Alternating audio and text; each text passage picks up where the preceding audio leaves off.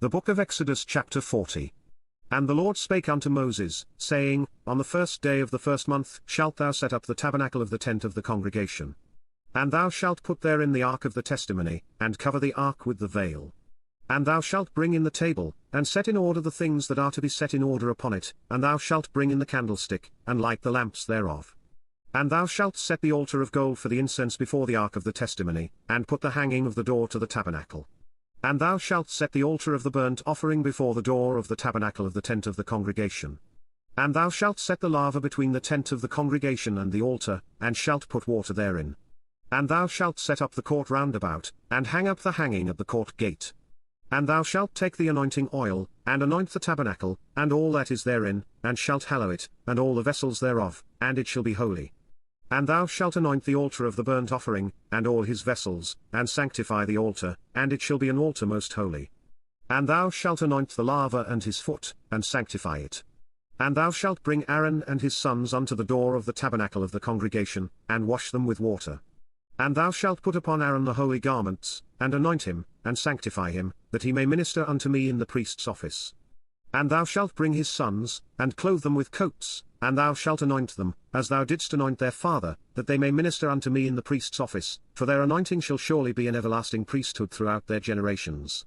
Thus did Moses, according to all that the Lord commanded him, so did he. And it came to pass in the first month in the second year, on the first day of the month, that the tabernacle was reared up. And Moses reared up the tabernacle, and fastened his sockets, and set up the boards thereof, and put in the bars thereof, and reared up his pillars. And he spread abroad the tent over the tabernacle, and put the covering of the tent above upon it, as the Lord commanded Moses. And he took and put the testimony into the ark, and set the staves on the ark, and put the mercy seat above upon the ark, and he brought the ark into the tabernacle, and set up the veil of the covering, and covered the ark of the testimony, as the Lord commanded Moses. And he put the table in the tent of the congregation, upon the side of the tabernacle northward, without the veil. And he set the bread in order upon it before the Lord, as the Lord had commanded Moses. And he put the candlestick in the tent of the congregation, over against the table, on the side of the tabernacle southward. And he lighted the lamps before the Lord, as the Lord commanded Moses. And he put the golden altar in the tent of the congregation before the veil, and he burnt sweet incense thereon, as the Lord commanded Moses. And he set up the hanging at the door of the tabernacle. And he put the altar of burnt offering by the door of the tabernacle of the tent of the congregation, and offered upon it the burnt offering and the meat offering, as the Lord commanded Moses. And he set the laver between the tent of the congregation and the altar, and put water there, to wash withal.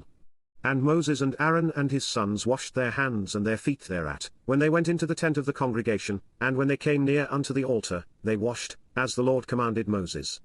And he reared up the court round about the tabernacle and the altar, and set up the hanging of the court gate. So Moses finished the work.